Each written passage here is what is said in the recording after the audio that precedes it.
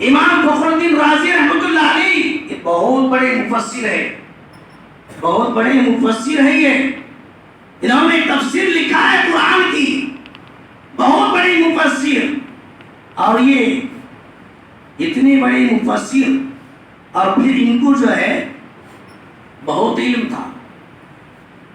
ایک دن ان کے دل میں خیال آیا اللہ نے بہت کچھ دیا ہے بھائی، سب کچھ ہے میرے پاس، مگر میرے دل میں ایک بات ذہن میں آتی ہے کہ میں کسی اچھے مرد مجاہد سے مرید بن جاؤں، ایک مرد مجاہد سے مرید بن جاؤں، کیونکہ پتہ نہیں ہماری آخرت کیسی ہوتی ہے، مرنے کے بعد ہمارا ساتھ کون ہوگا. لہذا ایک مرد مجاہد کی تلاش میں نکلی امام فخر الدین رازی رحمۃ اللہ علیہ. گئے تو دیکھا تو حضرت نجم الدین کبریٰ رحمۃ اللہ علیہ بیٹھے ہوئے، ان سے ملاقات ہوئی. ملاقات کے بعد بیٹھے، بولے کیا بات ہے، کیوں آئے؟ کہا حضرت میں آپ سے مرید ہونا چاہتا ہوں. تو حضرت نے کہا کہ بیٹھ جاؤ. مرید بنانے کے لیے بیٹھے، ہاتھ میں ہاتھ دیے، مرید بنانے کے لیے بیٹھے. اتنے میں جو ہے امام فخر الدین رازی رحمۃ اللہ علیہ کے کانوں میں سے آواز آ رہی تھی، بھر بھر بھر آواز آ رہی. یہ آواز سن کر کے حضرت نے کہا کہ کیا بات ہے تمہارے یعنی کانوں سے آواز آ رہی ہے؟ کون؟ امام فخر الدین رازی رحمۃ اللہ علیہ خود پریشان ہے کہ میرے کانوں میں آواز آ رہی ہے. کیا کانوں میں سے آواز آ رہی ہے؟ تو نجم الدین کبریٰ رحمۃ اللہ علیہ فرماتے کہ میں تمہارے کانوں سے علم منطق نکال رہا ہوں، علم منطق نکال رہا ہوں، تمہارے کانوں سے نکال رہا ہوں. تو علم منطق بڑی عجیب علم ہے، بڑی عجیب شے ہے. لہذا امام فخر الدین رازی رحمۃ اللہ علیہ کہنے لگے کہ میں برسوں تک اس کا مشاہدہ کر کے علم حاصل کیا. کون سا علم؟ علم منطق میں نے حاصل کیا، مگر یہ کانوں سے نکل جا رہا ہے. لہذا کہا کہ مجھے رہنے دیجیے، میں مرید نہیں بنوں گا. بولے کیوں؟ کیونکہ میرا علم منطق جا رہا ہے، یہ بہت محنت کر کے میں نے حاصل کیا ہے. جب علم منطق چلا گیا تو میں نہیں چاہتا کہ آپ سے بیعت کروں. لہٰذا واپس چلے گئے. جب جانے لگے تو واپس چلے گئے. جانے کے بعد دل میں خیال آیا بھائی میں نے تو مرید بنتے بنتے رہ گیا، اب میری آخرت کا سودا کیسا؟ میرے مرتے وقت میرے ایمان کی حفاظت کو نہیں کرے گا. شیطان تو ہر وقت ہاتھ دھو کے پیچھے پڑے رہتا ہے.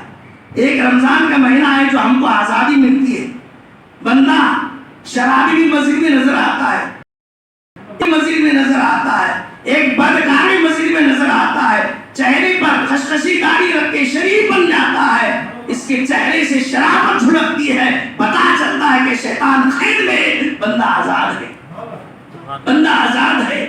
لہذا جب علم منطق کے لیے انہوں نے مرید بننا چھوڑ دیا، چلنے لگے تو دل میں بات کھٹکنے لگی میں نے مرید بنتے بنتے چھوڑ دیا، کیا پتا میرا خاتمہ کیسے ہوگا، مرتے وقت میرا خاتمہ کیسے ہوگا. دل میں بات کھٹک رہی تھی مگر چلنے لگے. ایک عرصہ گزر گیا، ایک عرصہ گزر گیا.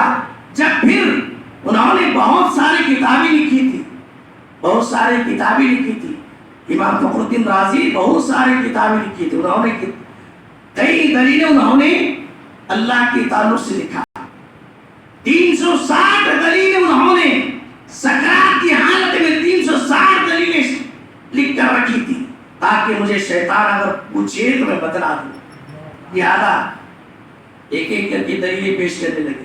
سکرات کی حالت ہے، پانی سامنے، عقب کی آوازیں آ رہی ہے، آتش کی آوازیں آ رہی ہے، ہاتھ بے سر و سامان ہے، پیر ڈھیلے پڑ چکے ہیں، آنکھیں کھلی ہے. شیطان سامنے آ کر سوال کرتا ہے اے راضی بتا تو خدا کو ایک مانتا ہے؟ کہاں ایک مانتا ہوں خدا کو. کہا کہ اس کی دلیل پیش کر، خدا کو تو ایک مانتا ہے تو دلیل پیش کر. لہذا حضرت امام فخر الدین رازی ایک ایک کر کے دلیلیں پیش کرنے لگے.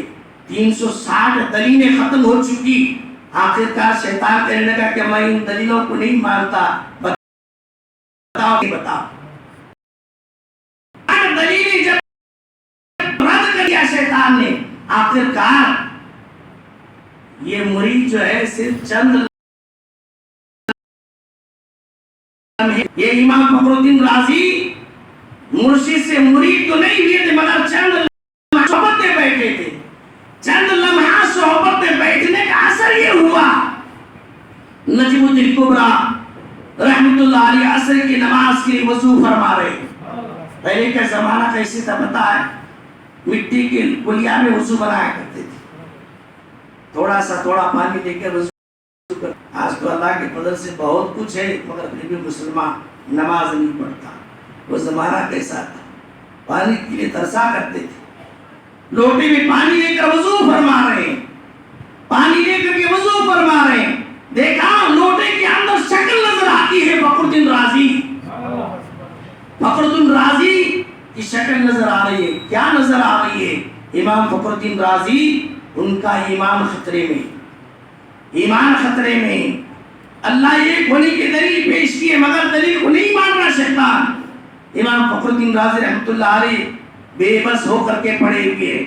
اتنے میں نجم الدین کبریٰ رحمت اللہ علیہ نے کہا اگر مرید نہیں بنا تو کیا ہوا, مرید نہیں بنا تو کیا ہوا. میری صحبت میں آ کر تو بیٹھا تھا, ضرور تھا, میری صحبت میں بیٹھا تھا, لہذا آپ نے یعنی مرید کے چہرے کو دیکھ کر وہ مٹی کے لوٹے کو پھینک دیا. ایسا پھینکنا پھینکا کوسوں میل دور فخر الدین رازی ہے اور آپ نجم الدین کبریٰ کوسوں میل دور ہے. مٹی کا لوٹا پھینکنا تھا. امام فخر الدین رازی رحمۃ اللہ علیہ کے سامنے جا کر کے اس کے اندر جو پانی تھی وہ پانی کے خطرات سے آواز آتی ہے, اے رازی تو خدا کو بغیر دلیل کے ایک مانتا ہوں کہہ دے شیطان چلا جائے گا. خدا کو بغیر دلیل کے میں ایک مانتا ہوں کہہ دے شیطان چلا جائے گا. لہذا امام فخر الدین رازی رحمۃ اللہ کہتے ہیں کہ میں خدا کو بغیر دلیل کے ایک مانتا ہوں, خدا ایک ہے, قل هو اللہ احد. پانی کے خطرات سے آواز آتی ہے, یہ کہنا تھا. شیطان بھاگ جاتا ہے اور آپ کے زبان پر کلمہ جاری ہو جاتا ہے, دنیا سے آپ ایمان سے چلے جاتے ہیں.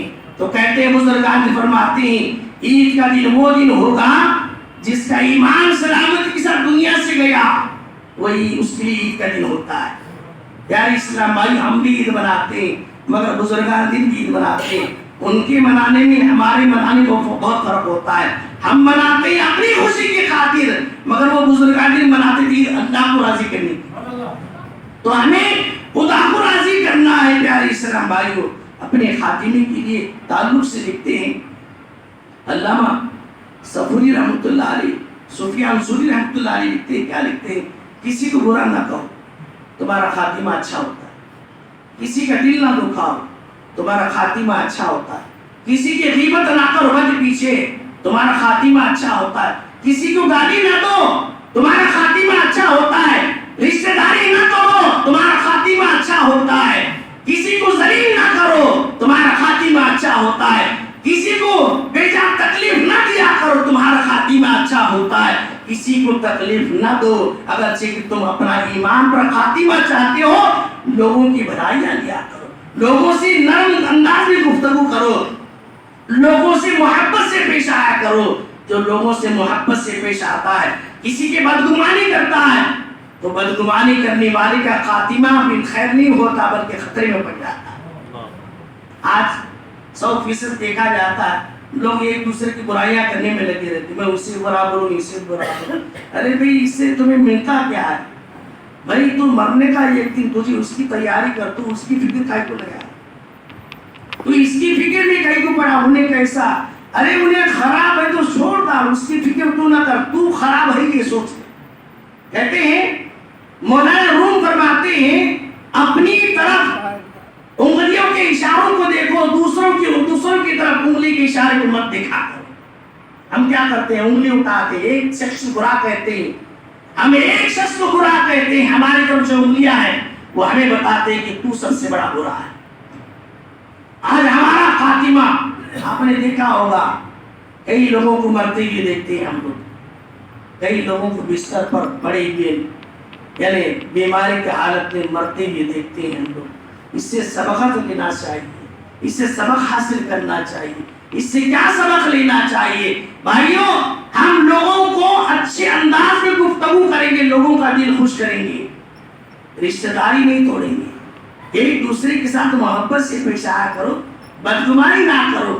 آج تو بدگمانی ایسی عام پھیل گئی جیسے کوئی سبزی وغیرہ بکانے والا کیسے اس طرح آج جو ہے بدگمانی ایسے پھیل چکی ہے، ہر ایک کی زبان پر بدگمانی لوگوں کی، ہر ایک زبان، ارے بھائی روزہ ہے، روزہ رہے تو کیا، نہیں رہے تو کیا، رمضان رہے تو کیا، غیر رمضان رہے تو کیا، گناہ کرنے والا برابر سے گناہ کر رہا ہے۔ یاد رکھو پیارے اسلام بھائیو، آج نہیں تو کل ہمیں مرنا ہے۔ کسی کے 50 سال عمر ہے تو یہ سمجھ لینا ہماری جو منزل ہے نا، ہماری جو منزل ترقی کی طرف نہیں جا رہی بلکہ قبر کی طرف جا رہی ہے۔ ترقی یافتہ کی طرف ہم نہیں جا رہے، ہم سیڑھیاں اتر رہے ہیں۔ پہاڑ چڑھنے کے بعد اترنا ہی پڑتا ہے، تو ہم اتر رہے ہیں۔ ہم جو اتر رہے ہیں یہ ہمارے ہاتھ سے قدم کہاں ہوگی اس کی طرف توجہ کرو، کیونکہ یہ رمضان کا آخری اشرا ہے۔ تم اپنے گناہوں کے ایسے معافی مانگو، جہنم سے آزادی اس مہینے میں، اس اشرا میں لکھا جاتا ہے۔ کس کا لکھا جاتا ہے؟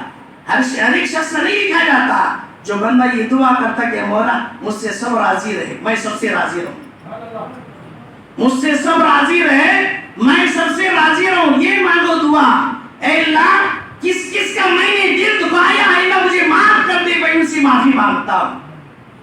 آج معافی مانگنے کے لیے تیار نہیں، کتنے کی گناہ کرتے ہیں، کس کس کا دل دکھاتے ہیں، مگر کبھی معافی نہیں مانگتا۔ اپنے اندر جو فطرت ہے نا، شیطانی فطرت، آکڑ، وہ تکبر، میں پناہ، وہ غرور جو ہے نا، وہ اندر